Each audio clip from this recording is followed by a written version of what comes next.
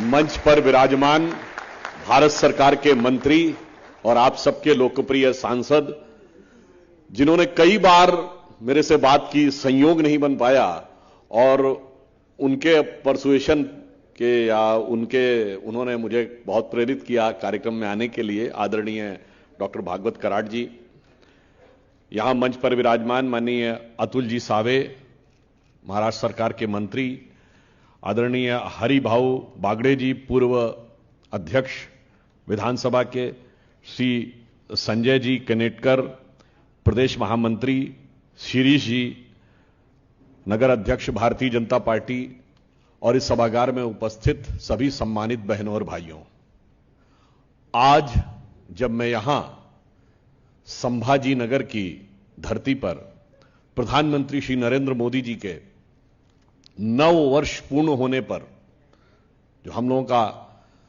संपर्क अभियान चल रहा है, उस सिलसिले में और आज आपातकाल के दिवस के ऊपर जब आपके सम्मुख उपस्थित हूं, तो मन में एक अलग प्रकार की मिश्रित अनुभूति होती है, जिसमें वेदना भी होती है, विस्मय भी होता है और कहीं ना कहीं संतुष्टि भी होती है।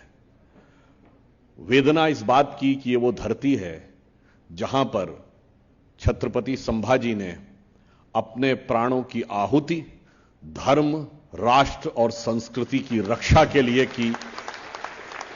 जैसी पीड़ा उन्होंने सही, उसे स्मरण करके मन में वेदना उत्पन्न होती है। परंतु मैंने कहा कि दूसरा भाव इसलिए उत्पन्न होता है क्योंकि ये ही वो महापुरुष हैं जिन्होंने, हम दुनिया के एकमात्र प्रागैतिहासिक राष्ट्र हैं, we are the only surviving ancient civilisation of the world. तो अनादिकाल से इस राष्ट्र की यज्ञ की ज्वाला में समय समय पर ऐसे महापुरुषों ने आहुति दी है अपने जीवन की, समस्त मधुर भावों की। उस वजह से भारत की यह परंपरा अक्षुण्ण चली आ रही है। विस्मय इसलिए होता है कि स्वतंत्रता के बाद भी इसका नाम औरंगाबाद था, स्वतंत्रता के 75 वर्ष बाद तक यह रहा। और इतना ही नहीं, इस प्रकार का विचार इस देश में आजादी के बाद दिमागों पे छाया रहा कि दिल्ली में भी छत्रपति शिवाजी महाराज के परिवार के नाम के ऊपर सड़कें नहीं थी, मगर लुटियंस जोन में औरंगजेब के पूरे खानदान के नाम पे सड़कें थी। आप इंडिया गेट का सर्किल घूमिए तो औरंगजेब रोड भी मिलेगी, अकबर रोड भी मिलेगी, बाबर रोड भी मिलेगी, तुगलक रोड भी मिलेगी, शाहजहां रोड भी मिलेगी, हुमायूं रोड भी मिलेगी। जब हमने औरंगजेब रोड का नाम बदला था तो कुछ लोगों ने आकर छाती पीटी थी कि यह नहीं होना चाहिए। परंतु संतुष्टि इस बात की है कि संयोग से मेरा यह यहां पर पहला कार्यक्रम है, और यह कार्यक्रम तब हुआ है जब इस जगह का नाम बदलकर छत्रपति संभाजी नगर हो चुका।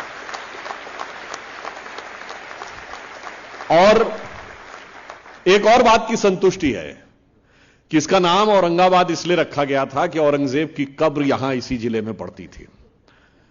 एक ढंग से सोचा जाए, आप सब लोगों ने चाहे पढ़ा हो कि जो मुगल वर्ड है ना, यह अंग्रेजी भाषा में भी है, जिसका अर्थ होता बहुत बड़ा, शानदार। जैसे कहते हैं ना मीडिया मुगल, जैसे किसी विषय का बहुत बड़ा हो। क्योंकि औरंगजेब के समय की जो मुगल सेना थी, इवन शाहजहां और जहांगीर के समय की, वो उस समय वर्ल्ड में सबसे पावरफुल एम्पायर माना जाता था। औरंगजेब की सेना अपने समय विश्व की सबसे शक्तिशाली सेना थी, जिसके बारे में कहा जाता है 5 लाख की तो स्टैंडिंग आर्मी रहती थी, जहां आदेश करें चलने के लिए। 30,000 उनके पास हाथी थे और हजारों घोड़े थे। इसलिए मुगल शब्द अंग्रेजी तक में आ गया। मगर यह बिल्कुल सही बात है कि उसे चुनौती भी इसी महाराष्ट्र की धरती से मिली थी और कब्र भी यहीं पर है।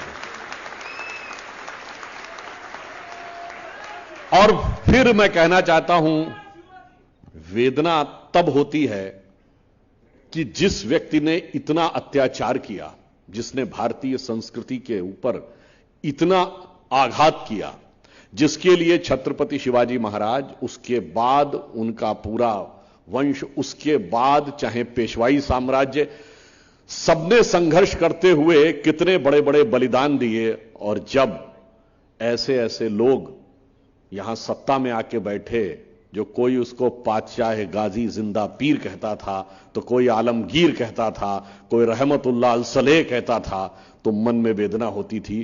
क्योंकि शिवाजी के राज कवि भूषण ने औरंगजेब के बारे में लिखा। आप याद करिए, जब काशी विश्वनाथ कॉरिडोर का उद्घाटन हो रहा था तो प्रधानमंत्री श्री नरेंद्र मोदी जी ने वहां औरंगजेब का उल्लेख किया था।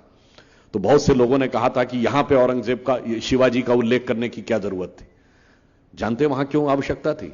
क्योंकि शिवाजी के कवि कविराज भूषण ने लिखा है कि कुंभकर्ण असुर अवतारी औरंगजेब, और काशी और प्रयाग में दुहाई फेरी रब की, और तोड़े देव देवालय शहर मोहल्ले के रे, लाखों मुसलमान की ये माला तोड़ी सब की, और काशी करबला होती, मथुरा मदीना होती, शिवाजी ना होते तो सुन्नत होती सबकी।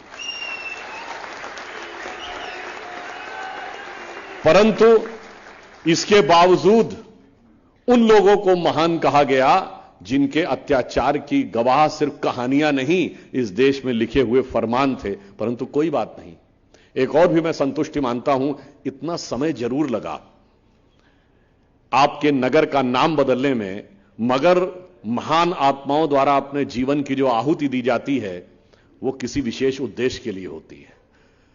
संभाजी नगर नाम तब बना जब भारत स्वाभिमान के साथ उभरता हुआ 21वीं सदी में दिख रहा था। जब हमारी स्वतंत्रता के अमृत महोत्सव के वर्ष में हुआ, यह अपने आप में संतुष्टि का विषय है। और यह तब बना जब उससे पहले भगवान राम की जन्मभूमि जो फैजाबाद कहलाती थी वो अयोध्या हुई। गंगा जमुना और सरस्वती का संगम जो इलाहाबाद कहलाता था वो प्रयागराज हुआ।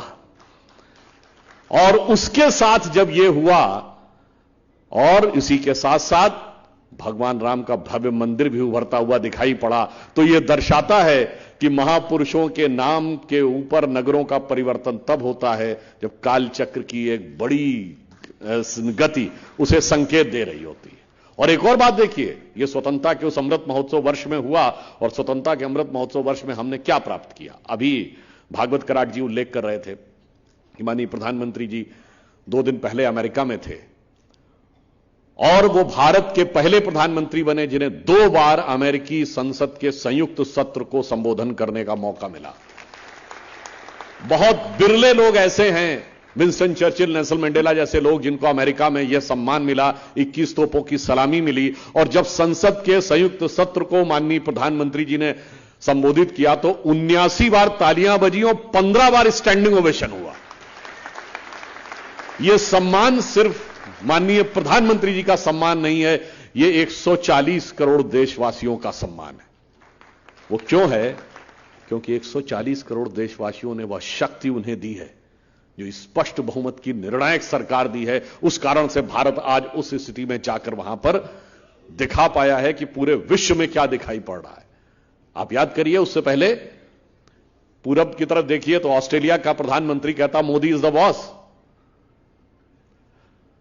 और पापुआ न्यू गिनी के प्राइम मिनिस्टर ने उनके पांव छुए। हमें याद आता, मैं यूट्यूब पे देख रहा था कि वो एक पाकिस्तान का व्यक्ति बोल रहा है अपने हालात को देख के, उसको पापुआ न्यू गिनी नाम नहीं याद आ रहा, कह रहा है वो कौन सा मुल्क है जिसके वजीर आजम ने मोदी के पांव छू लिए। तो एंकर उससे कहता पापुआ न्यू गिनी, कहता अच्छा हाँ पपुआ है, पपुआ शायद। फिर कहता बताइए साहब, वो पपुआ का प्राइम मिनिस्टर वजीर आजम इनके पैर छू रहा, पांव छू रहा है, और एक हमारा वजीर आजम है दुनिया में जगह जगह जाके पांव पकड़ रहा, हमारे कोई पैसे नहीं दे रहा कि हमको मुक्ति मिल जाए। फिर आप देखिए, और तो और अनेक राष्ट्राध्यक्षों ने जो मोदी जी की प्रशंसा की है, बाकी सब तो छोड़ दीजिए, हमारे देश के चिर युवा और चिर व्याकुल नेता के ननिहाल इटली की प्रधानमंत्री जॉर्जिया मेलोनी ने भी मोदी जी की तारीफ की है। मगर क्या बताएं, उनको अब भारत यानी जो उनका दधियाल है वो भी समझ में नहीं आता, और जो उनका ननिहाल है इटली, वहां का भी प्रशंसा समझ में नहीं आती। अब किसी का दिमाग ऐसा हो जाए, ऐसा बेहाल और बदहाल दिमाग हो जाए, तो उसके लिए क्या कहा जा सकता है। परंतु मैं कह सकता हूं कि आज मोदी जी के नेतृत्व में भारत जिस स्थिति में पहुंचा है, और आपने देखा कि अमेरिका के साथ जो इस यात्रा के दौरान कुछ महत्वपूर्ण डील्स हुई, जिनमें क्या था कि हम मोबाइल मैन्युफैक्चरिंग में दुनिया के दूसरे सबसे बड़े मैन्युफैक्चरर हो गए हैं। हमारी सरकार आने से पहले हम दुनिया के दूसरे बड़े कंज्यूमर थे, क्योंकि तब हम आबादी में दूसरे नंबर पे थे, अब तो पहले नंबर पे आ गए हैं। सेकंड बिगेस्ट कंज्यूमर थे, पर आपको पता है कि इस देश में मोबाइल बनाने की फैक्ट्रियां कितनी थी? केवल 2, अब 240 है। अब हम सेकंड बिगेस्ट प्रोडक्ट मैन्युफैक्चरर भी हो गए हैं। और आज यह हाई एंड फोन एप्पल है, आईफोन 14 जो उसका लेटेस्ट मॉडल है, उसके 25% आईफोन भारत में असेंबल्ड हुए हैं और वो फैक्ट्री चाइना से शिफ्ट होकर आई है। $2 बिलियन का हमने एक्सपोर्ट किया है। दुनिया में मोबाइल बनाने वाली सबसे बड़ी फैक्ट्री सैमसंग की, दुनिया की सबसे बड़ी फैक्ट्री दिल्ली के पास नोएडा में है। इतना बड़ा परिवर्तन आया है, मगर इसमें एक प्रॉब्लम थी, सेमीकंडक्टर चिप हमारे पास नहीं थी। तो अब मोदी जी की इस यात्रा से सेमीकंडक्टर चिप बनाने की फैक्ट्री भारत में बनने जा रही है, जिससे हम उसमें आत्मनिर्भर होंगे। हमारे यहां उच्च स्तर के लड़ाकू जहाजों के चेसिस तो बनता था, बॉडी पार्ट्स, एवियोनिक पार्ट्स बनते थे, पर जो इंजन होता है कि उसमें बहुत हाई प्रिसीजन क्वालिटी चाहिए और उसकी मेटलर्जिकल क्वालिटी भी बहुत हाई लेवल की चाहिए, वो नहीं बनते थे। तो अब जी कंपनी के साथ करार हुआ है, भारत में लड़ाकू जहाजों के अब इंजन भी बनना शुरू होंगे।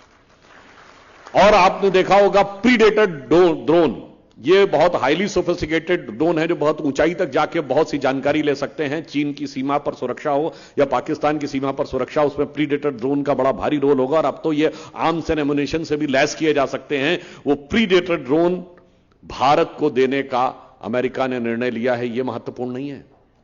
भारत नेटो के बाहर का इकलौता देश है जिसको अमेरिका ने यह टेक्नोलॉजी देने का निर्णय लिया है। तो आप सोचिए कि किस प्रकार की भारत की रक्षा, भारत की समृद्धि। और गूगल कंपनी अपना आर्टिफिशियल इंटेलिजेंस का पहला सेंटर फिनटेक सिटी अहमदाबाद में खोलने जा रही है। $10 बिलियन का इन्वेस्टमेंट तो अकेले गूगल भारत में करने जा रहा है। यानी इतनी बड़ी बड़ी समृद्धि और सुरक्षा की व्यवस्थाएं प्रधानमंत्री जी करके आ रहे हैं। 7 समुंदर पार से भारत के लिए बहुत बड़ी बड़ी डिफेंस डील करके आ रहे हैं। और उसमें भी क्या महत्वपूर्ण बात है, ये सारी डिफेंस डील हम अमेरिका से कब करने में सफल हुए, जबकि अमेरिका ने रशिया के ऊपर सैंक्शन लगा रखा है कि उससे कोई ऑयल इंपोर्ट नहीं करेगा। और दुनिया में सबसे ज्यादा ऑयल हम इंपोर्ट कर रहे हैं, 1.966 मिलियन बैरल हमने इंपोर्ट किया है पिछले महीने।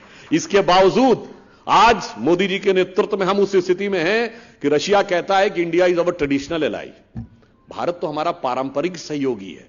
और अमेरिका कहता है India is our strategic ally, Bharat हमारा रणनीतिक सहयोगी है।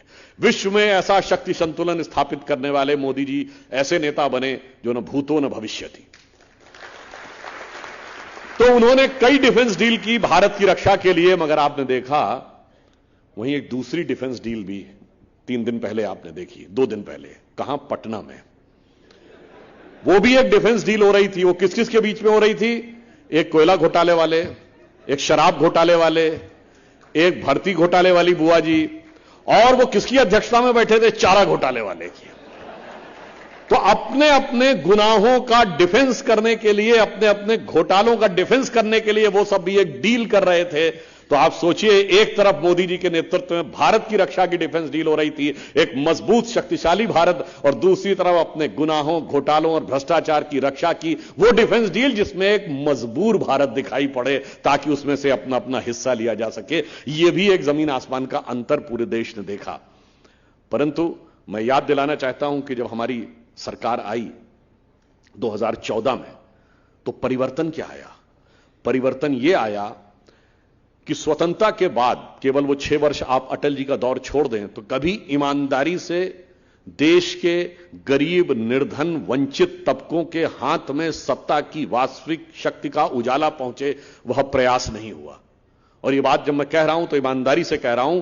जिन लोगों ने कहा उन्होंने केवल जुमले और नारेबाजी की, क्योंकि इंदिरा जी ने 1970 में नारा दिया गरीबी हटाओ, और 2013 में कांग्रेस सरकार कहती है कि हम खाद्य सुरक्षा बिल ला रहे हैं। 43 साल में 37 साल उन्हीं की सरकार रही थी। यानी यह दर्शाता है कि ईमानदारी से काम नहीं हुआ, अन्यथा 37 साल में आप नहीं कर पाए। दूसरी तरफ देश को विकास की जिस ऊंचाई पे, जिस गति से ले जाना चाहिए था, जो पोटेंशियल भारत में था, जो देश हमारे साथ स्वतंत्र हुए थे 1947 के आसपास, सोचिए वो कहां से कहां पहुंचे। Germany divided, Germany squandered, West और ईस्ट जर्मनी कहां पहुंचा। जापान तबाह हो गया था नागासाकी, हिरोशिमा में, जापान कहां पे पहुंचा। इजराइल जैसा छोटा सा देश, वो 1948 में 15 मई को बना, वो कहां पहुंचा। चाइना 1949 में आया, वो कहां पहुंचा। उसके मुकाबले हम कहां थे 2014 से पहले। तीसरी बात, हम एक ऐसे देश थे जिसके अंदर आत्मगौरव का बोध ही नहीं था। हम सदैव पुरानी चीजों को ही दिमाग में लिए हुए थे। और वो बातें किस प्रकार की थी, मैं याद दिलाना चाहता हूं कि 16 मई 2014 को मोदी जी के नेतृत्व में हमें स्पष्ट बहुमत मिला। और 18 मई 2014 को लंदन से प्रकाशित होने वाले संडे गार्डियन अखबार, मैं लंदन का इसलिए उल्लेख कर रहा हूं क्योंकि जो लोग आजकल लोकतंत्र और इस सब की बात करते हैं थोड़ा वो इंग्लैंड अमेरिका का ज्यादा उल्लेख करते हैं, तो वो जैसे एक लाइन और कह दूं, वो लोग हम लोगों से बहुत आरोप लगाते हैं कि साहब वो जब संघ के बारे में पूछते हैं स्वतंत्रता के समय, तो हमने कहा जी हम तो 51 में भारतीय जनसंघ बना था, 80 में भाजपा, तो 51 से आप पूछ सकते हैं। नहीं, आपका मात्र संगठन तो संघ है। हमने कहा हां जी ये बात तो बिल्कुल सही है, अगर हमारा मात्र संगठन संघ है तो जब कांग्रेस 1885 में स्थापित हुई उसको स्थापित करने वाला एलन ऑक्टेवियम ह्यूम ब्रिटिश सरकार का सेक्रेटरी था, तो आपका मात्र संगठन तो अंग्रेज सरकार है। इसलिए मैं अंग्रेजों का ही अखबार कोट कर रहा हूं। संडे गार्डियन ने अपने संपादकीय में लिखा कि 18 मई 2014 को लिखा कि 16 मई 2014 यानी जिस दिन मोदी जी के नेतृत्व में हमें स्पष्ट बहुमत मिला, should be remembered in Indian history at its second tourist with destiny. ये ट्रिस्ट विद डेस्टिनी वो स्पीच थी जो 14-15 अगस्त की रात को नेहरू जी ने दिया था आजादी के समय। ये नियति के साथ भारत का दूसरा मिलन था। और आगे वो लिखता है, it should be remembered as a day in Indian history on which britishers finally left India. और उसको वो एक्सप्लेन करता है आगे। उन्होंने कहा कि उसके बाद जो कांग्रेस का शासन लंबे समय तक रहा वो अपनी विचार सोच में पूरी तरीके से ब्रिटिश कॉलोनियल लीगेसी को लिए हुए थी। पहली बार एक ऐसे विचार के हाथ में सत्ता आई है जिसका ब्रिटिश कॉलोनियल लीगेसी से कोई मतलब नहीं है और वो पूर्णतः स्वदेशी है। और ये बात ऐसे ही नहीं थी, इसीलिए मैंने कहा वो जनादेश विचार को बदलने के लिए था। वो किस सीमा तक हमारे दिमाग में भरी हुई थी लीगेसी। मैं एक उदाहरण देना चाहता हूं कि हमारा बजट 2014 से पहले 28 फरवरी को प्रस्तुत होता था। अब मोदी जी ने आकर उसको 1 फरवरी कर दिया है। क्यों 28 फरवरी को होता था? इसलिए कि अंग्रेजों के कैलेंडर के हिसाब से वो चलता था। इंग्लैंड में जनवरी और फरवरी 2 ऐसे महीने रहते हैं जहां पर बर्फ पड़ती है और कोई कामकाज करना बहुत मुश्किल हो जाता है। कामकाज शुरू ही मार्च से होता है। तो उन्होंने इस हिसाब से तय किया कि बजट का प्रस्तुतिकरण 28 फरवरी के आसपास या 1 या 2 मार्च को होता था। मगर हमारे यहां के मौसम के अनुसार तो यह नहीं है। हमारे यहां मध्य जून में मानसून आ जाता है। मानसून का एक बड़ा रोल है भारत में। दक्षिण भारत में तो जून के पहले सप्ताह में आ जाता है। तो अगर हम मार्च में बजट पास करते थे तो अप्रैल और मई 2 महीनों के अंदर, यानी बजट सत्र समाप्त होते होते तो अप्रैल आ जाता था, जहां जहां आवंटित बजट पहुंचना चाहिए था वो उस समय तक नहीं पहुंच पाता था। तो मोदी जी ने कहा अब यह विचार छोड़ो और 1 फरवरी को होता है तो अब मानसून शुरू होने से पहले सब जगह बजट सही ढंग से पहुंच जाता है। और वो मानसिकता कैसी थी याद करिए, अटल जी की सरकार आने से पहले तक 1998 भारत का पहला बजट था जो 11 बजे संसद में प्रस्तुत हुआ। इससे पहले सारे बजट 5 बजे होते थे। क्यों? क्योंकि ये ब्रिटिश टाइम से एक परंपरा चली आ रही थी कि जब ब्रिटेन में सुबेरे के 12 बजे होते थे यहां 5 बजे होते थे, इसलिए यहां 5 बजे होता था। सोचिए गुलामी की मानसिकता। 50 साल तक भारत अपना बजट अंग्रेजों के समय के अनुसार चलाता था। आप देखिए उसके बाद बदलाव और आया। अभी आपने देखा होगा पिछले वर्ष भारत की नौसेना का ध्वज बदला गया है। उसमें विक्टर क्रॉस होता था। क्यों होता था भाई? क्या जरूरत थी उस विक्टर क्रॉस की? और उसमें अब भारत की नौसेना का एम्बलम जिसमें शन नो वरुणः लिखा हुआ है और उसके चारों तरफ जो एक हेक्सागोनल वो बना है जिसमें गोल्डन स्ट्रिप बनी हुई है, वो छत्रपति शिवाजी की नौसेना के सिंबल से लिया गया। इसलिए अगर उस अखबार ने लिखा तो गलत नहीं लिखा था। और मैं एक और उदाहरण देना चाहता हूं। 26 जनवरी को गणतंत्र दिवस होता है, 29 जनवरी को बीटिंग रिट्रीट होती है। बीटिंग रिट्रीट पर जो बैंड बजता था वो क्वीन के सम्मान में बजने वाले गाने एबाइड बाई के ऊपर बजता था, आजादी के इतने साल बाद भी। अब उसे चेंज कर दिया गया मोदी जी के आने के बाद। अब वो उस धुन पे बजता है, ऐ मेरे वतन के लोगों जरा आंख में भर लो पानी। और इतना ही नहीं, कभी आप दिल्ली गए हो तो आप देखें इंडिया गेट के ऊपर जाके देखिए तो लिखा होगा build in the memory of King George visited India in 1911 and embossed are the name of those soldiers who have laid down their life for the service of the British empire. प्रथम विश्व युद्ध में British empire के लिए जिन्होंने जान दी, सिर्फ उन सैनिकों का स्मारक था, भारत के सैनिकों का कोई स्मारक ही नहीं था। मोदी जी के आने के बाद वॉर मेमोरियल बना है। भारत के लिए जिन्होंने बलिदान दिया उनका भी सम्मान किया गया है। और इंडिया गेट के ऊपर 1968 तक किंग जॉर्ज की मूर्ति लगी रही। 20 साल बाद भी आजादी के किंग जॉर्ज की मूर्ति लगी रही और वो हटाने का काम हुआ और अब वहां सुभाष चंद्र बोस जी की मूर्ति लगी। इवन आप याद करिए, आपके महाराष्ट्र में हमारी जब सरकार आई, पहली शिवसेना भाजपा गठबंधन की सरकार 1995, उससे पहले विक्टोरिया टर्मिनस ही था। स्वतंत्र भारत में 50 साल तक विक्टोरिया टर्मिनस ही कहलाता था, फिर उसका नाम बदला गया। इसलिए हम कहना चाहते हैं कि एक बड़े बदलाव का आगाज था वो बदलाव, और वो अब धीरे धीरे दिखाई पड़ रहा है। और इसीलिए अब राजपथ का भी नाम, जिसका नाम पहले किंग्स वे होता था, फिर बदल के राजपथ किया गया। तो सिर्फ लिटरल ट्रांसलेशन हुआ, भाव तो नहीं बदला, भाव तो राज का ही रहा। अब वो कर्तव्य पथ हो गया। और इतना ही नहीं हुआ भाई, राष्ट्रपति भवन में मुगल गार्डन का क्या काम, तो अब वो भी अमृत उद्यान हो गया है। तो मैंने इसलिए कहा कि इन सारे परिवर्तनों के साथ जब आपके नगर का नाम बदला तो ये और संतुष्टि की बात थी। आप समझिए कि मोदी जी की सरकार किस विचार को बदलने के लिए आई थी, और वो विचार कहां से था। 15 अगस्त 2014 को आप उनका पहला स्पीच देखें तो उसमें 2 ऐसे पॉइंट थे जिनके बारे में कहा जाता है ये तो नॉन पॉलिटिकल है, इनका राजनीति से कोई लेना देना नहीं। ये तो किस बातों को, उन्होंने क्या बातें बोल दी। एक था स्वच्छ भारत अभियान और दूसरा था बेटी बचाओ बेटी पढ़ाओ। लोगों ने कहा तो सामाजिक मुद्दे हैं, इसका राजनीति से क्या लेना देना। मगर मैं कह रहा हूं ये सरकार सिर्फ सरकार बदलने के लिए, शासन बदलने के लिए नहीं आई थी, शासन की व्यवस्था बदलने के लिए नहीं आई थी, एक मानसिकता बदलने के लिए आई थी। और आप देखिए इतना बड़ा बदलाव आया। 9 साल पहले याद करिए, हाथ में किसी के कोई कागज का टुकड़ा रैपर होता था, जितनी आसानी से लोग इधर उधर फेंक दिया करते थे, अब लोग देखते हैं कि डस्टबिन या कूड़ादान कहां है, वहां जाके फेंकते हैं।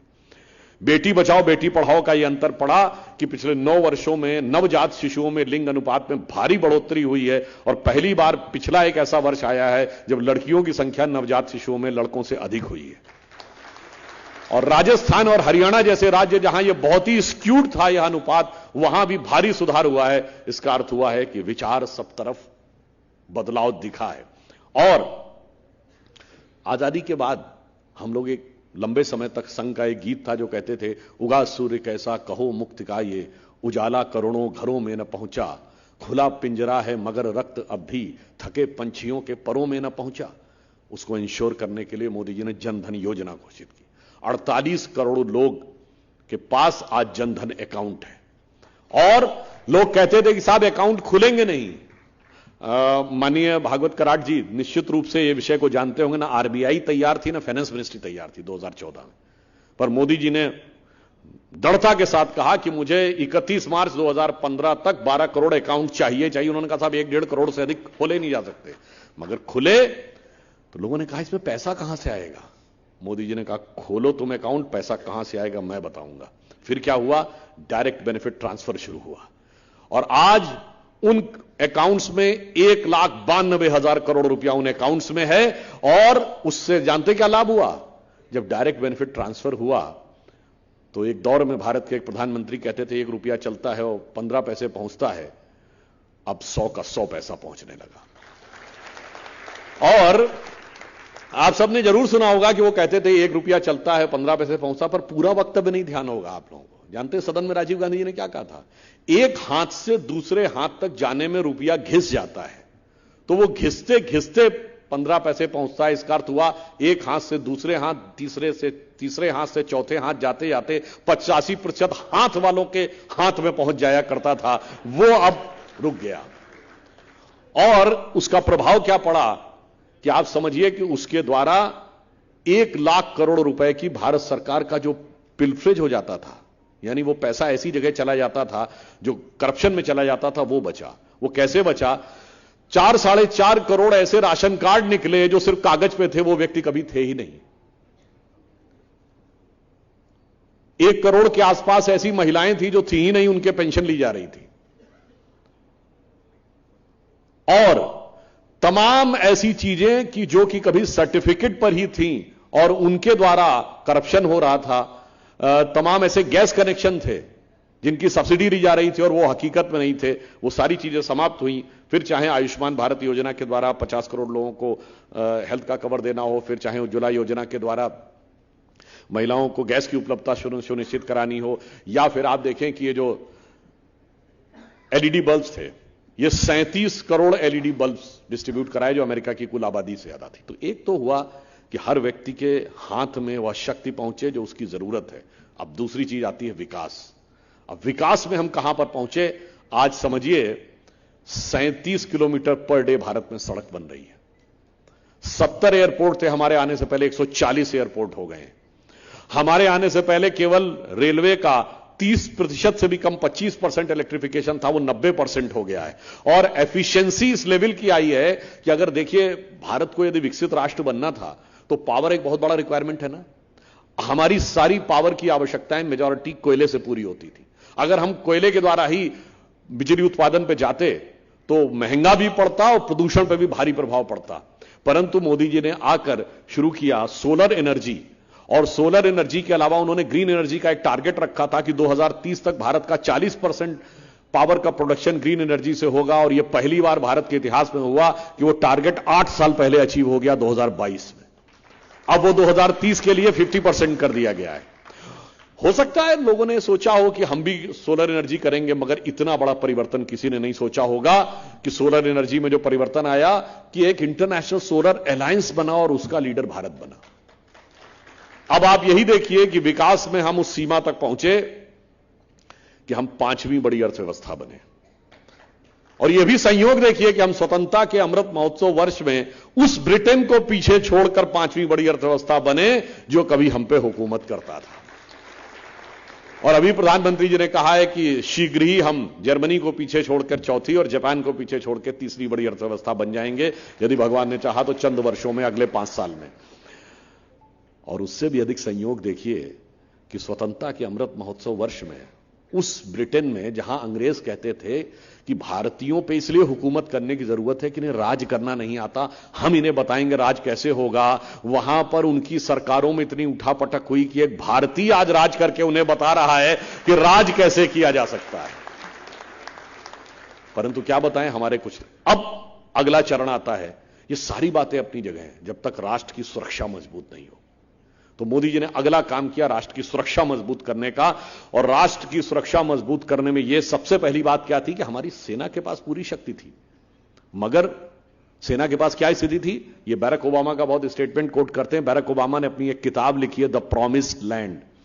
उसमें 2010 की भारत यात्रा में मनमोहन सिंह जी के हवाले से उन्होंने यह लिखा कि 26/11 के मुंबई हमले के बाद भारत की सेना एक कड़ी कार्रवाई करने के लिए तैयार थी, पर तत्कालीन कांग्रेस सरकार ने इसलिए उसे अनुमति नहीं दी क्योंकि उन्हें डर था कि उससे उपजे वातावरण से भारतीय जनता पार्टी को लाभ होगा। इसका अर्थ यह था कि हमारी सेना के शौर्य में कोई कमी नहीं थी, केवल नेताओं की दृढ़ता में कमी थी। और स्थिति यह थी कि आप देखिए, कहीं मोहल्ले की लड़ाई से लेकर इंटरनेशनल झगड़े तक, कॉन्फ्लिक्ट तक, हमेशा क्या होता है कि छोटा और कमजोर कहता है बड़ा और ताकतवर हमें सता रहा है। मगर यहां एक उल्टी बात थी, बगल का मुल्क छोटा भी था, कमजोर भी था, हम बड़े भी थे, ताकतवर थे, पर हम कहते रहते थे वो हमें सता रहा है।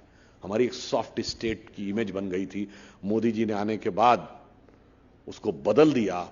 अब उरी हो या सर्जिकल स्ट्राइक हो, उसके बाद यह दिख गया कि अब वो कहता है कि भारत हमको आंख दिखा रहा है।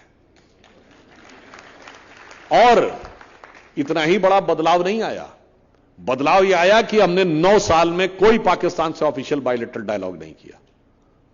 और उसके बावजूद हम उस मुकाम में पहुंचे कि पाकिस्तान की पार्लियामेंट में खड़े होकर उनके सांसद का वो बयान याद करिए कि उन्होंने तत्कालीन विदेश मंत्री शाह महमूद कुरैशी साहब का स्टेटमेंट कोट करते हुए कहा, उन्होंने कहा मैं वहां पर था, शाह महमूद कुरैशी साहब बैठे हुए थे, पाकिस्तान के आर्मी चीफ आए और उनके पांव कांप रहे थे और उन्होंने कहा खुदा का वास्ता है शाम तक अभिनंदन को वापस कर दो वरना इंडिया अटैक कर देगा। यह हमने हासिल किया, यह तो 1971 में भी नहीं देखने को मिला था।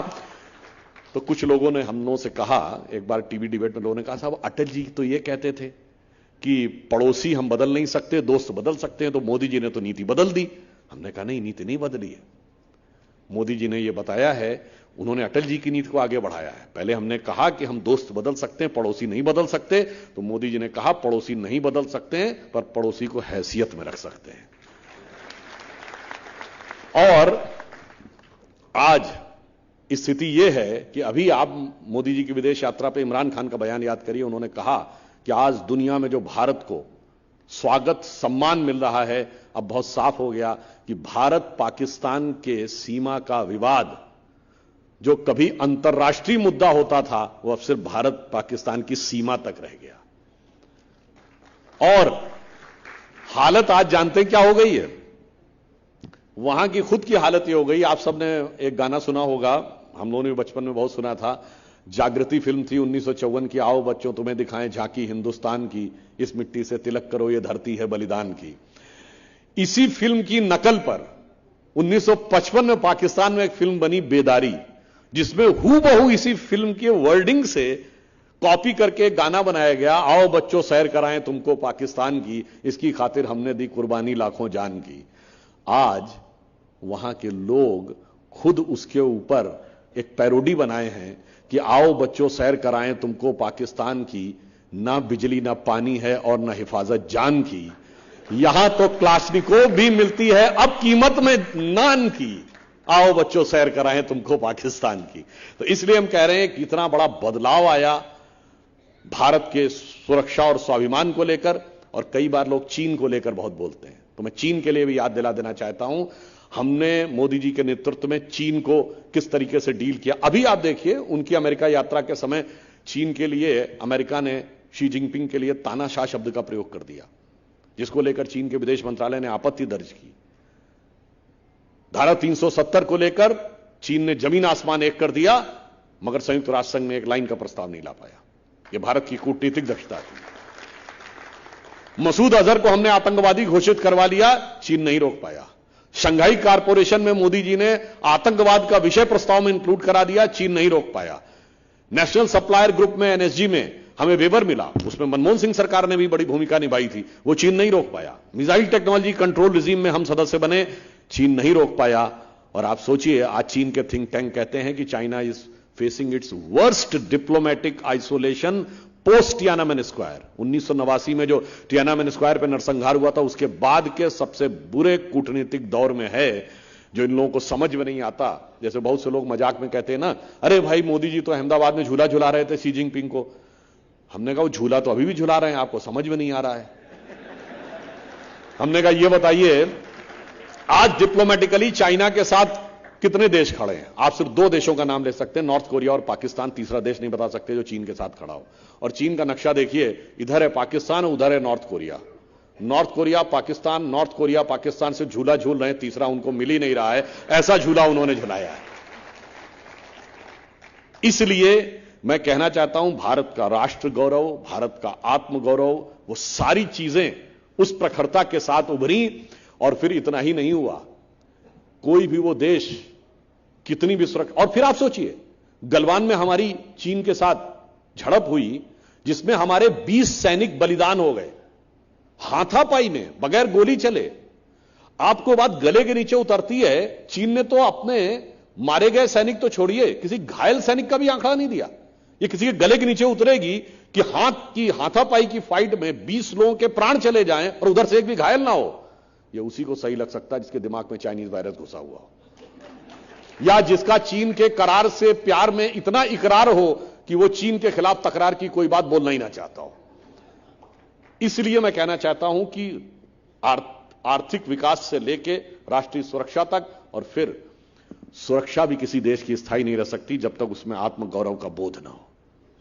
तो उस आत्मगौरव के बोध के लिए याद करिए, जब वो पहली बार विदेश यात्रा पे गए, एक तो अगर आपको याद हो उनकी पहली विदेश यात्रा कहां की थी?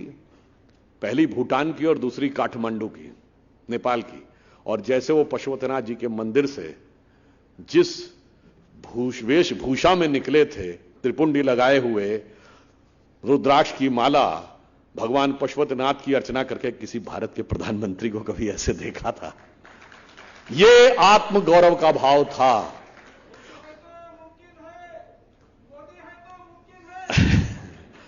बिल्कुल निश्चित रूप से मुमकिन है, और आगे भी बहुत मुमकिन होता जा रहा है।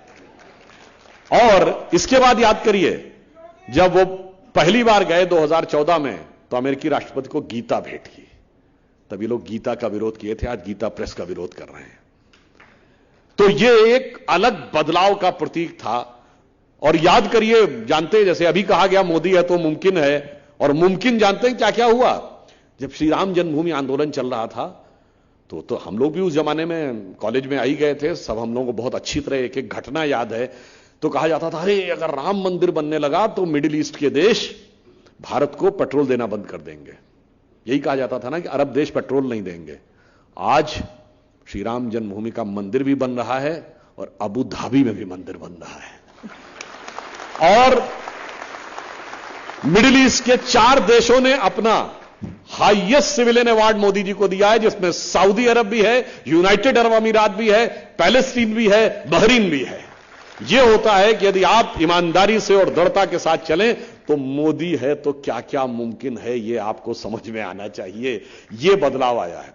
और जब आत्मगौरव की बात आई तो आप देखिए, चाहे काशी विश्वनाथ का कॉरिडोर, चाहे महाकाल का कॉरिडोर, चाहे केदारनाथ, चाहे श्री राम जन्मभूमि, ये सारी की सारी चीजें, ये बदलाव और भारत के इतिहास में जो मुगलों का इतिहास था वह वास्तविकता में अब जाके इतिहास का पात्र बना है, वरना वो हमेशा वर्तमान में ही रहता था।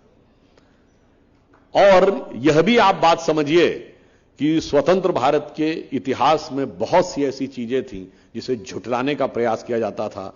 तो उन्होंने चाहे विभाजन विभीषिका दिवस 14 अगस्त को मनाना हो, या गुरु गोविंद सिंह जी के साहबजादों के बलिदान का वीर बाल दिवस मनाना हो, या 26 नवंबर को डॉक्टर अंबेडकर ने जिस दिन संविधान फाइनल किया था उस दिन संविधान दिवस मनाना हो, ये सारी की सारी चीजें, और चाहे 23 जनवरी को नेताजी सुभाष चंद्र बोस के जन्मदिन पर शौर्य दिवस मनाना हो, ये सारी चीजें जो भारत के आत्म गौरव को साथ में रखने वाली थी, उन सारी चीजों को ईमानदारी और प्रबलता के साथ आगे रखने का काम किया तो भारत तब उभर सकता था। मगर आज चुनौती उसमें से भी मिल रही है।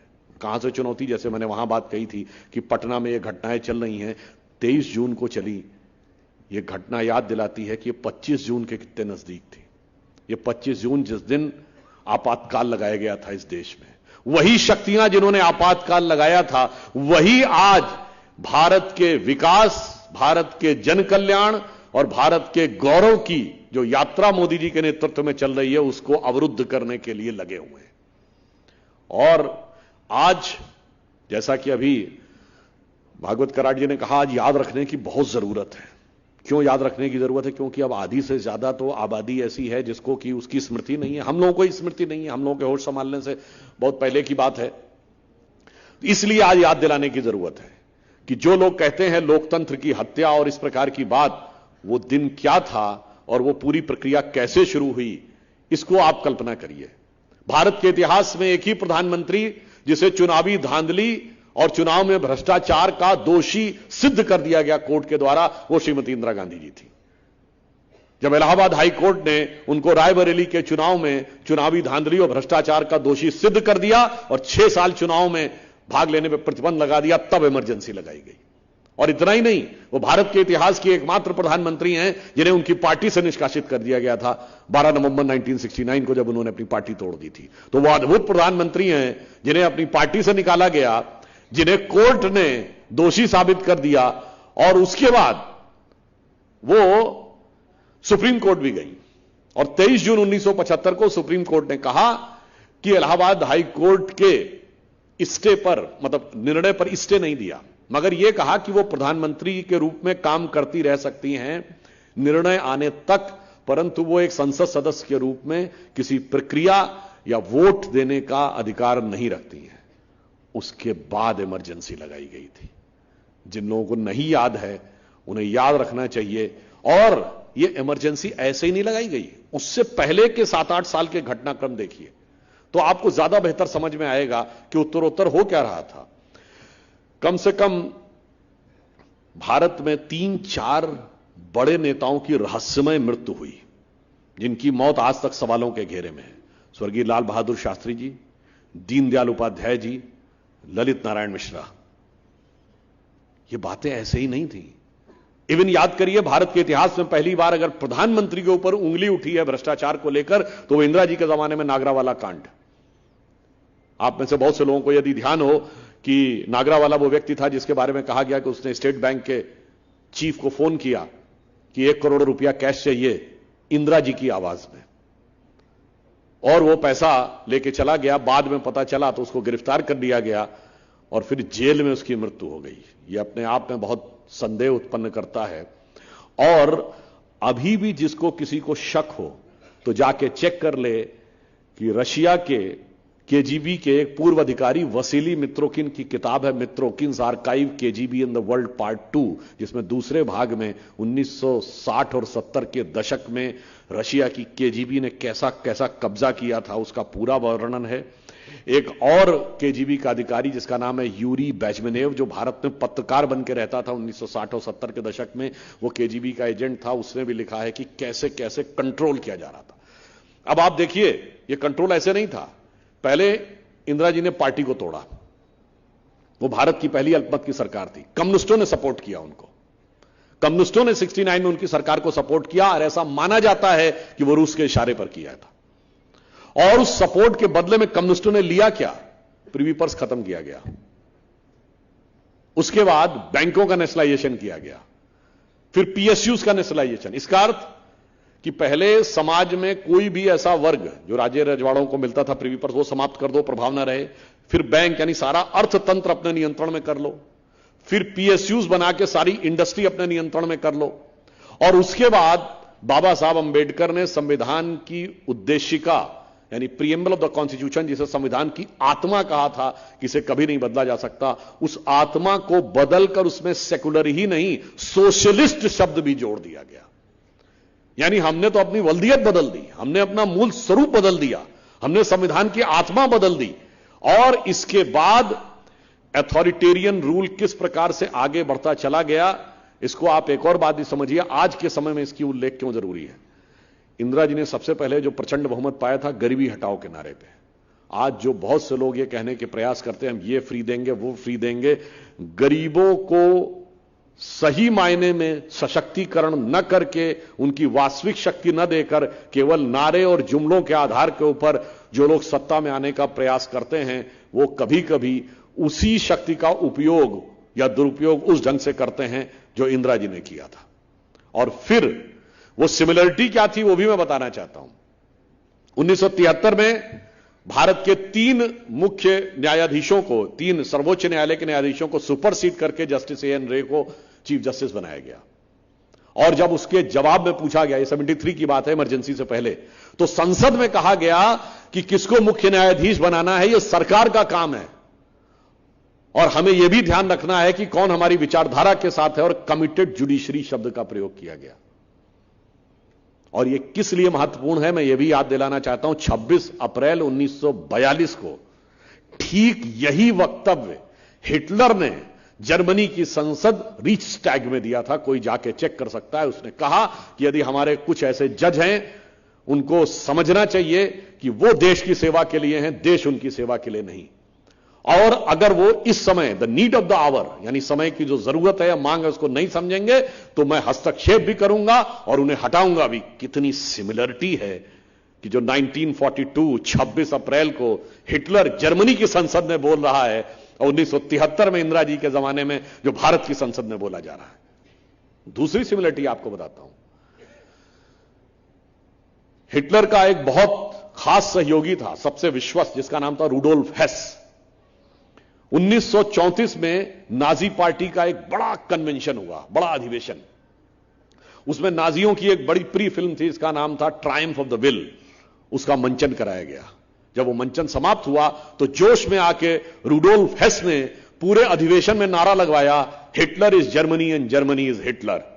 ठीक यही नारा इमरजेंसी के समय India is Indira and Indira is India लगवाया गया। और यह किसी सामान्य कांग्रेस नेता का बयान नहीं था, तत्कालीन कांग्रेस अध्यक्ष देवकांत बरुआ का बयान था, जिसके लिए आज तक किसी कांग्रेस अध्यक्ष ने माफी नहीं मांगी है। तो आज भी कांग्रेस का ऑफिशियल स्टैंड।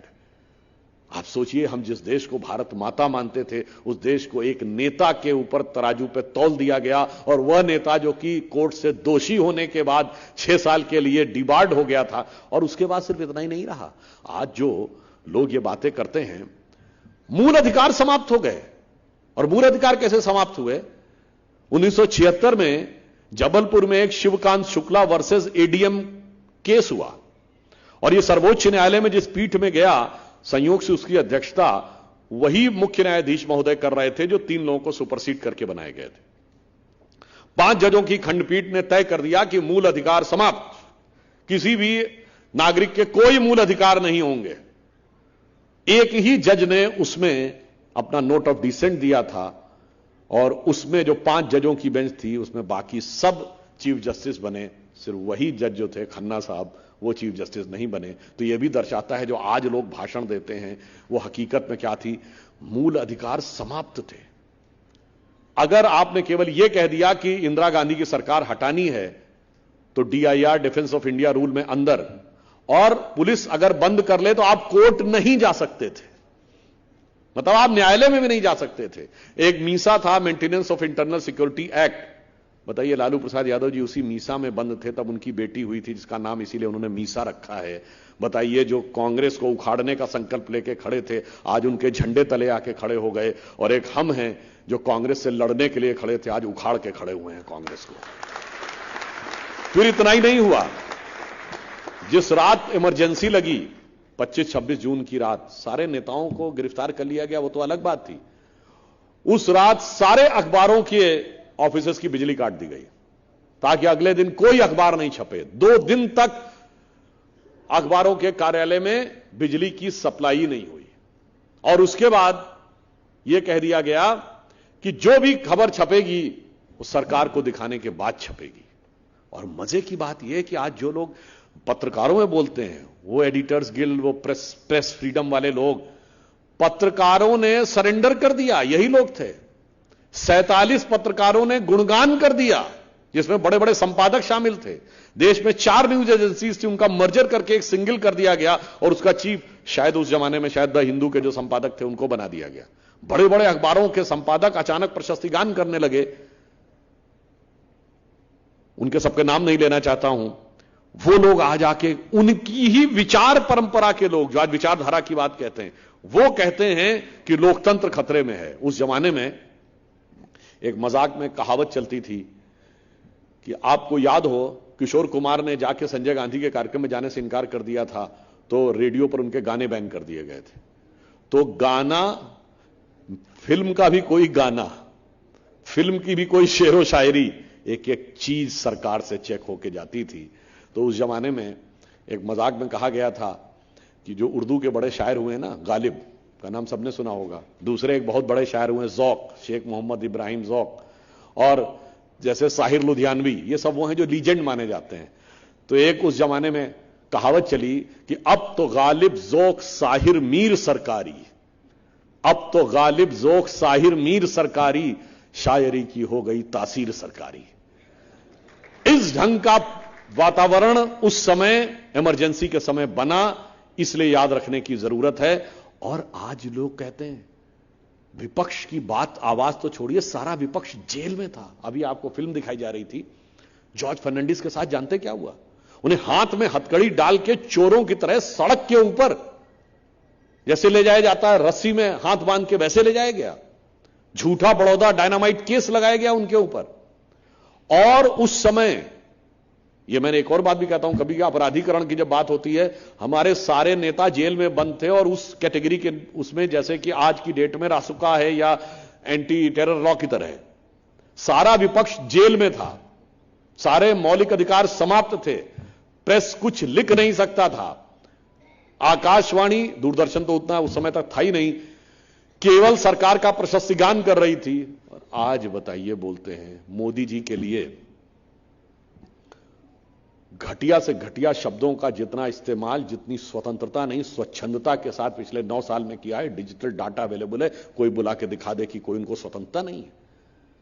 अरे जिन्होंने, यही महाराष्ट्र के तो एक नेता थे कांग्रेस के, अब्दुल लतीफ क्या नाम था उनका, शेख, या जिन्होंने मौत की बात कही थी और मौत का प्रकार बताते हैं, तो झारखंड के नेता और जो गृह राज्य मंत्री ने सुबोध कांत सहाय जी, वो हिटलर की मौत बता रहा है, कोई कुत्ते की मौत शब्द बोल रहा है, कोई कब्र खोदने की बात कह रहा है, तो इमरान मसूद यूपी के बोटी बोटी काट देने की बात कर रहे हैं। इसके बावजूद कहते हैं बोलने की स्वतंत्रता नहीं है। मतलब आप सोचिए झूठ का कैसा मुलम्मा चढ़ाने का प्रयास किया गया है हकीकत के ऊपर। वास्तविकता यह है। इसलिए आज याद करने की जरूरत है कि इमरजेंसी के उस कालखंड में क्या हुआ था। अनेक रहस्यमय मौतें हुई, उत्तरोत्तर शक्ति हाथ में संचित होती चली गई। और इवन यह भी एक कहानियों में आता है कि जिस रात इंदिरा जी ने निर्णय लिया क्या किया जाए, जैसे डिसीजन आया, तो सुनने में ऐसा आता है कि उस समय देवकांत बरुआ अध्यक्ष थे कांग्रेस के, तो एक विचार यह भी आया कि उनको प्रधानमंत्री बना दिया जाए और ये कांग्रेस अध्यक्ष बन जाए, क्योंकि टेक्निकली कांग्रेस अध्यक्ष बनने पर तो रोक नहीं थी। अब सुनने में आता है कि उस समय उनके परिवार में यह चर्चा हुई कि किसी और को भरोसा न किया जाए, इसलिए सत्ता अपने ही हाथ में रखी जाए, इमरजेंसी लगा दी गई।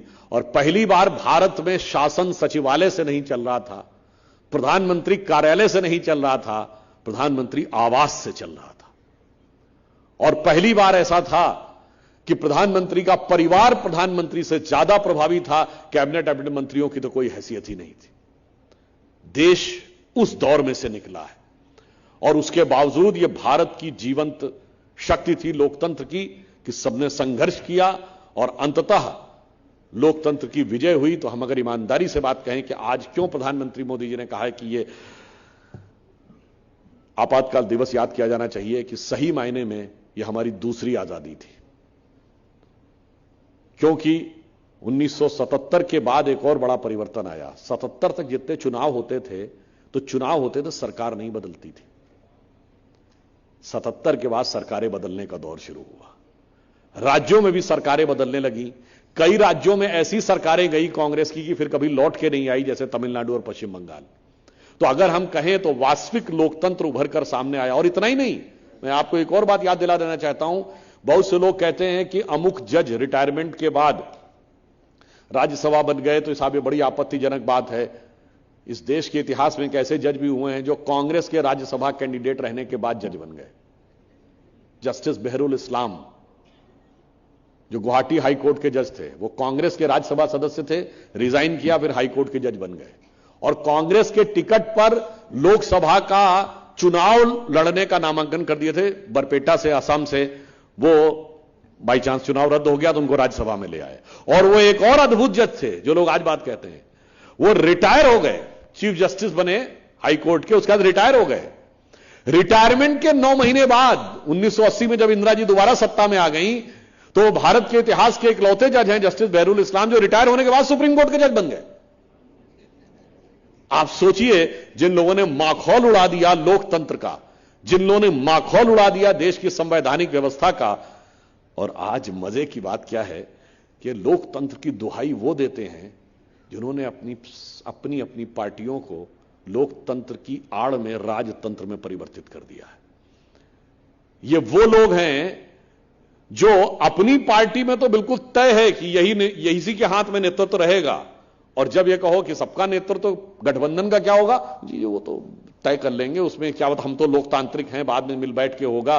और वो कितने लोकतांत्रिक हैं वो सबको दिखाई पड़ रहा है कि मतलब उनकी जो स्थिति ये है कि वो मिलते भी हैं एक दूसरे से, जो कहते हैं ना कि मोहब्बत की दुकान सजा रहे हैं।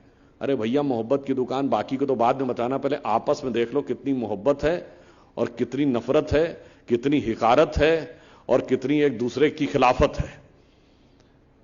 और ये वो लोग हैं जो मिलते भी हैं और लड़ते भी हैं, दिखाते हैं एक से मोहब्बत है और अंदर अंदर लड़ाई है। ममता बनर्जी जी कांग्रेस को स्थान नहीं देना चाहती, केजरीवाल जी से उमर अब्दुल्ला लड़ रहे हैं और उसके बाद कह रहे हैं कि हम सब मिलकर लड़ेंगे। तो वो पुराना गीत याद आता है इनकी स्थिति के ऊपर कि तुम्ही से मोहब्बत, तुम्ही से लड़ाई, अरे मार डाला दुहाई दुहाई। तो इसलिए हम ये बात याद दिलाना चाहते हैं कि इमरजेंसी किस प्रकार से लगी, और आज वही शक्तियां जिन्होंने इमरजेंसी लगाया था वो आज भारत को पुनः उसी स्थिति में ले जाना चाहती हैं। आज अगर कोई लोकतांत्रिक तरीके से कोई काम उठता है तो उनको लगता है कि इसमें किसी भी प्रकार की तानाशाही हो रही है। इस तरह के झूठे और अनर्गल आरोप लगाते हैं। और आपको पता है 27 ऐसे पत्रकार थे उस जमाने में विदेशी, इनको बाहर मतलब बंद कर दिया गया, आप बाहर चले जाइए, देश निकाला दे दिया गया। 30-35 ऐसे पत्रकार थे जिनके भारत में आने पर प्रतिबंध लगा दिया गया है। आज बीबीसी ये सब बोलता, बीबीसी के ऑफिस में ताला लगा दिया गया था। रॉयटर्स को कोई खबर लिखने पर रोक लगा दी गई थी। और वो लोग आके आज भाषण देते हैं। मुझे लगता है कि आज की युवा पीढ़ी को याद रखने की जरूरत है कि कितनी बड़ी कुर्बानियों के बाद यह लोकतंत्र जिसकी रक्षा हुई है और देश आज एक प्रभावी जीवंत लोकतंत्र के रूप में स्थापित हुआ है। अब मैं यह भी कहना चाहूंगा कि हमने लोकतंत्र तो बचा लिया, परंतु अभी लोकतंत्र को गौरव तक ले जाने की जो यात्रा है वो बची है। क्योंकि प्रधानमंत्री जी ने पिछले 15 अगस्त को क्या कहा कि यह स्वतंत्रता का अमृत महोत्सव वर्ष समाप्त नहीं हुआ है, यह अमृत काल शुरू हुआ है। अब हमारे सामने एक लक्ष्य है कि 75 वर्ष से शुरू करके जब हम 100 वर्ष पूरे करेंगे तब यह देश कहां पर होगा। यह देश वहां पर होना चाहिए जो इस देश का वास्तविक भवितव्य है। हम सबसे बड़ी इकोनॉमी भी होंगे, हम जगत गुरु भी होंगे, हम सबके सहयोग सबके कर्तव्य के साथ होंगे। अब आप कहें जी इन्होंने कहा है, होंगे कैसे जी। अब मैं वो बताना चाहता हूं, अभी अमेरिकन एम्बेसडर ने का स्टेटमेंट आपको 3-4 दिन पहले याद हो तो उन्होंने कहा कि India is moving ahead very swiftly in the modern technologies. Today we are talking about 5G, maybe next time we'll be talking about 6G, but India is above all because it is not 5G 6G, it is Guruji। और वह गुरुजी कैसे हैं ऐसे भी समझिए। अब याद करिए कैनेडी सेंटर में जो प्रधानमंत्री जी थे तो एंटोनी ब्लिंकन जो अमेरिका के विदेश मंत्री हैं, उन्होंने क्या बोला कि I daily perform yoga to keep myself fit and healthy.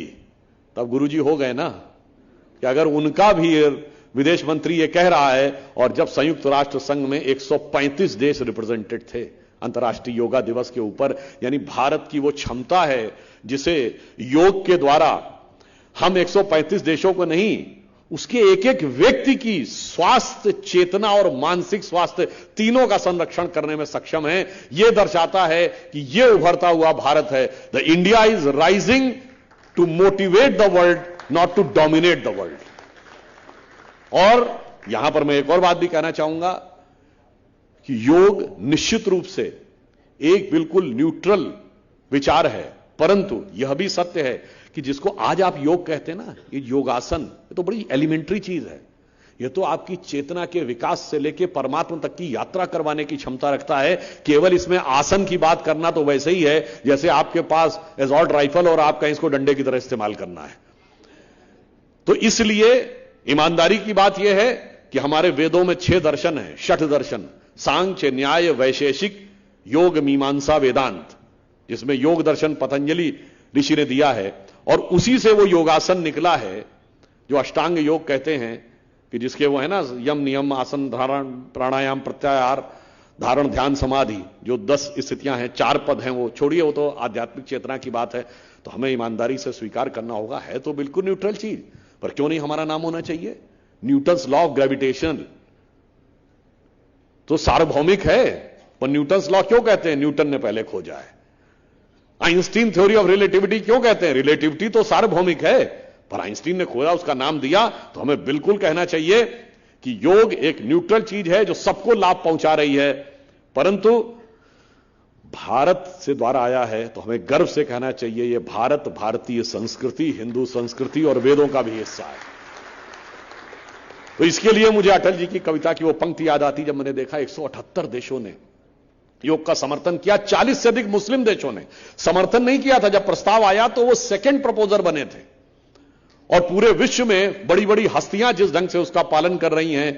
तो अटल जी की जो प्रसिद्ध कविता थी ना, हिंदू तन मन हिंदू जीवन, रग रग हिंदू मेरा परिचय, तो उसकी वह पंक्ति मुझे याद आती है कि मानो आज मोदी जी के नेतृत्व में उसकी ये वाला छंद बिल्कुल चरितार्थ हो रहा है कि मैं अखिल विश्व का गुरु महान, देता विद्या का अमरदान, मैंने दिखलाया मुक्ति मार्ग, मैंने सिखलाया ब्रह्म ज्ञान, मेरे वेदों का ज्ञान अमर, मेरे वेदों की ज्योति प्रखर, मानव के मन का अंधकार क्या कभी सामने सका ठहर, मेरे स्वरनभ में गहर गहर सागर के जल में ठहर ठहर, इस कोने से उस कोने तक कर सकते जगती सौरभ में, हिंदू तन मन हिंदू जीवन, रग रग हिंदू मेरा।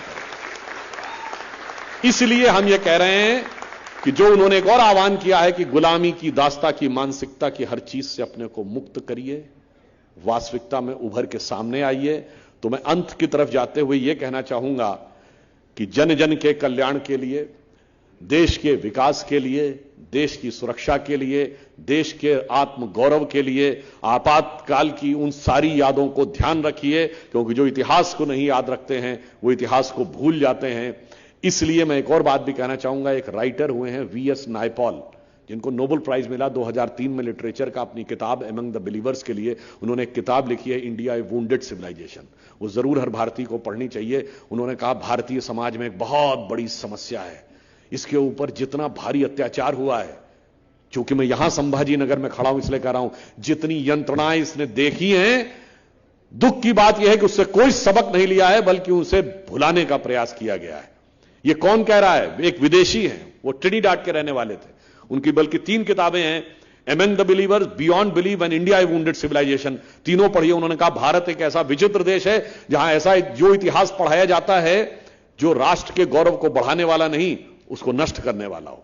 उन्होंने कहा भारत दुनिया का इकलौता देश है जो अपने लिखे इतिहास को प्रामाणिक नहीं मानता, विदेशियों के लिखे इतिहास को प्रामाणिक मानता है। उन्होंने कहा दुनिया में मैंने कहीं नहीं देखा, कोई ब्रिटिश नहीं कहता कि जो फ्रेंच ने लिखा सही है, कोई जर्मन नहीं कहता जो पोलिश ने लिखा सही है, सिर्फ हिंदुस्तानी कहता जो विदेशी ने लिखा सही है। और चलो विदेशी भी मान ले तो ठीक है, विदेशियों में जो भारत में ज्ञान प्राप्त करने आए, चाहे Chinese traveller when song, Fahien हो, चाहे मार्को पोलो, उनका इतिहास सही नहीं है। जो हमसे लड़ने और लूटने के लिए आए थे, लुटेरों का लिखा इतिहास सही है। इसलिए उन्होंने कहा India is a wounded civilisation. ये भारत एक बहुत बड़ी चुनौती से गुजर रहा है, हमें इसमें से भी बचने की जरूरत है। और ठीक हमारी स्थिति वो है जैसे हनुमान जी थे, उनके पास अतुलित बल था, अपरिमित शक्ति थी, सभी सिद्धियां थीं, मगर अपनी शक्ति भूले हुए थे। हमारे भारतीय समाज की भी स्थिति वही थी कि अपरिमित शक्ति है, मगर हम अपनी शक्ति भूले हुए हैं। और जो जो वो शक्ति याद आती जा रही है, तो बहुत से मारीच, सुबाहु, कालनेमी, ताड़का, सुरसा आके सब खड़े हो रहे हैं कि वो शक्ति नहीं प्रकट होनी चाहिए, वो शक्ति भूल जाएं उनको, क्योंकि ये डर लग रहा है। चिंता मत करिए, किसी भी संगठन के विकास की अवस्था की 4 अवस्थाएं होती हैं। पहला होता परिहास, मजा गए, ये क्या है, कुछ नहीं।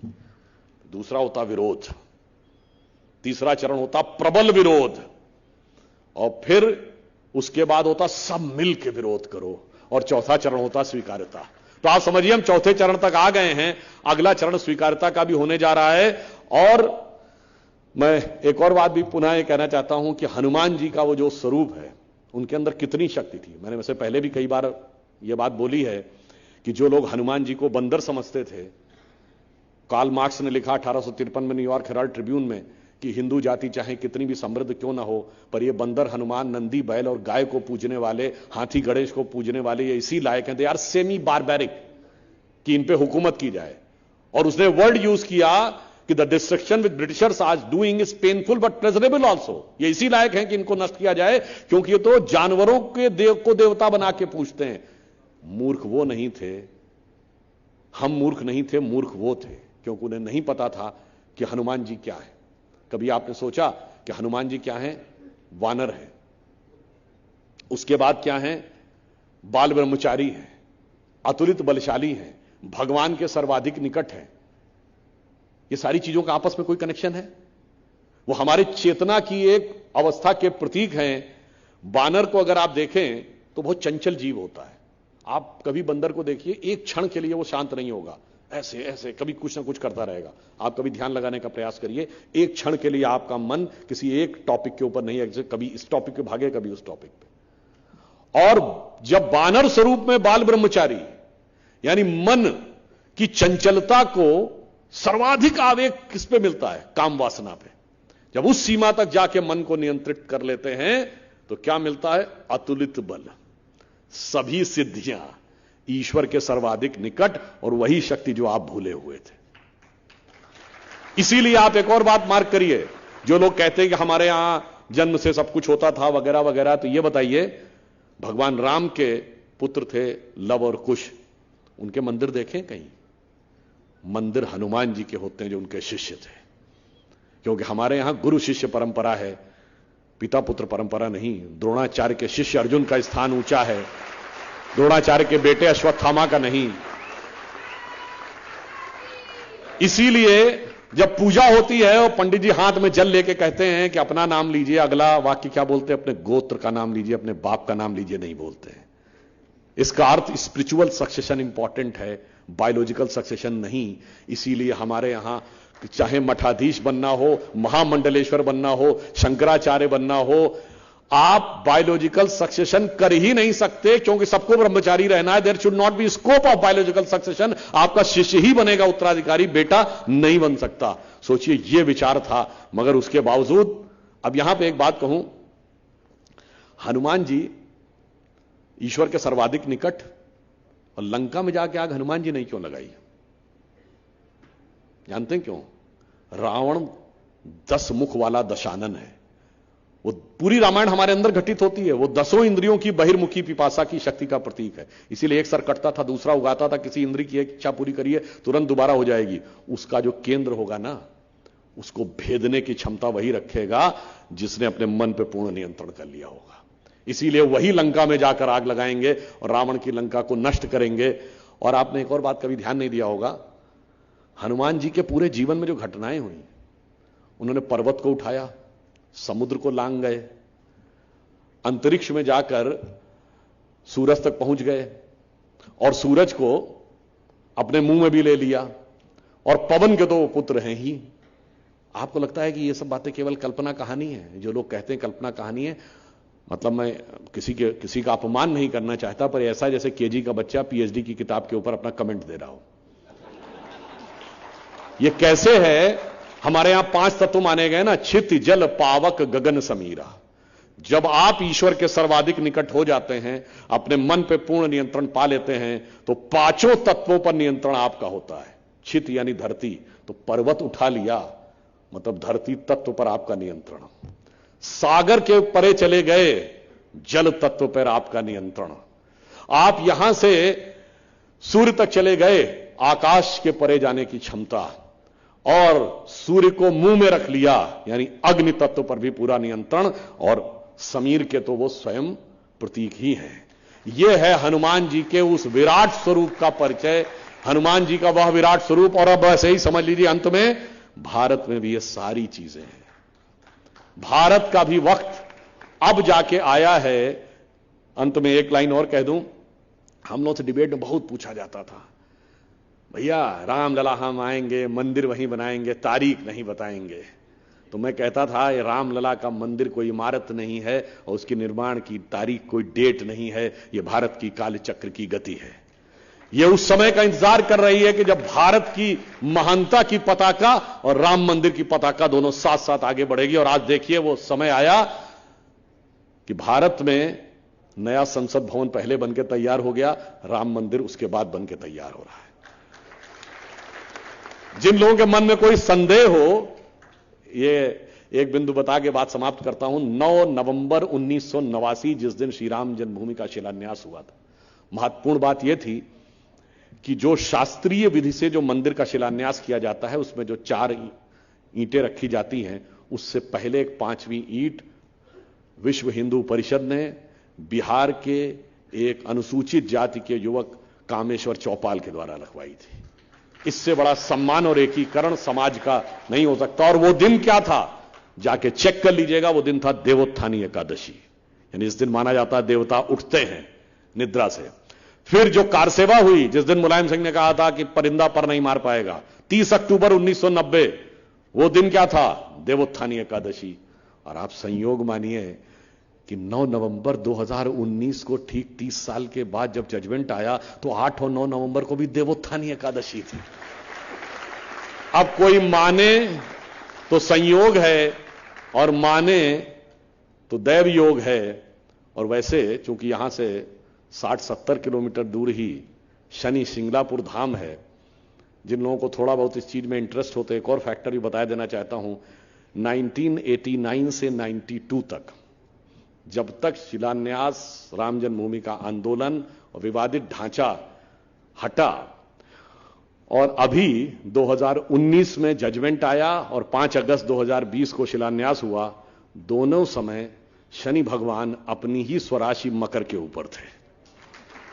और शनि देवता न्याय के देवता माने जाते हैं। न्याय की शुरुआत उस समय हुई थी, और परिणति उन्होंने यहां आके की। क्योंकि हम उस धरती पे हैं जहां पर कि शनि भगवान की बहुत महत्ता मानी जाती, तो मैंने इसलिए कहा कि ये सारा का सारा साइकिल एक साथ घूम रहा था। इसीलिए भगवान राम के लिए कहा गया है, तात राम नहीं नर भूपाला, भुवनेश्वर कालहु कर काला। ये व्यक्ति नहीं थे, ये संपूर्ण जगत के स्वामी हैं और काल के भी काल हैं, यानी समय से ऊपर हैं। तो इसलिए मैं अंत में यह अटल जी की पंक्ति कहकर बात समाप्त करता हूं कि हमने इन 75 वर्षों में बहुत कुछ पाया है, पर बहुत सी चीजें हमने खो भी दी हैं। यह स्वतंत्रता का अमृत महोत्सव वर्ष है। हमें ध्यान रखना है कि जो हमने पाया है सिर्फ उससे संतुष्ट ना हो जाएं, जो खोया है, अपना आत्मगौरव जो खोया है, उसको भी हम वापस पाने का प्रयास करें। विकास की वह वास्तविक क्षमता जो हमसे कहीं भटक गई थी, उसको भी पाने का प्रयास करें। तो मैं सिर्फ यह कहूंगा, स्वतंत्रता को सार्थक करने कमर कसें, अभियान करें, जो पाया उसमें खो न जाएं, जो खोया उसका ध्यान करें। धन्यवाद। भारत माता की, भारत माता की। कुणी जायचं नाहीये, राष्ट्रगीत होणार आहे। तत्पूर्वी आपल्या सर्वांकडून सन्मानित करण्यासाठी मी विनंती करतो की सुधांशुजींनी या सत्काराचा, या भेटीचा स्वीकार करावा। हमें विश्वास है, जय जय जय।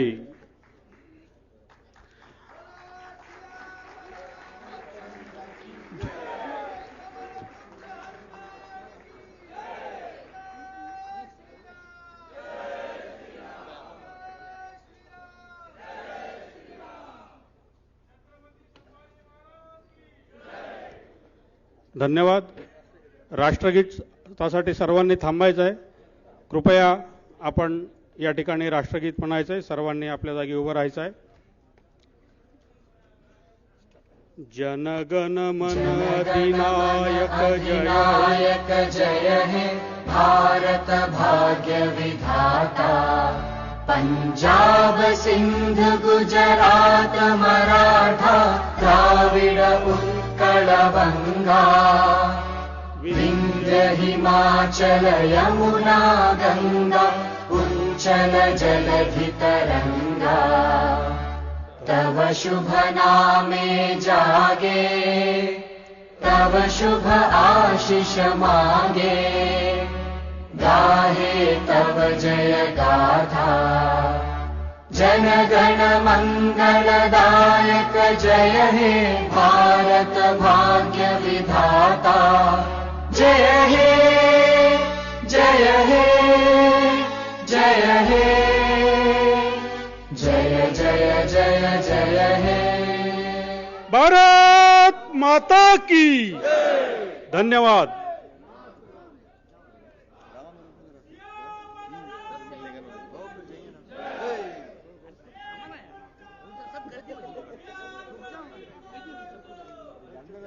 सब जाएंगे, वो एक दिन सब जाएंगे।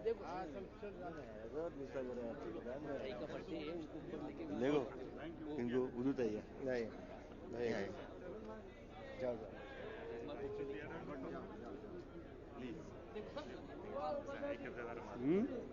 मोबाईल मला फोटो पण घे आणि इकडे मी घेतो भाऊच्या फोन मध्ये घे मोबाईल चले लवकर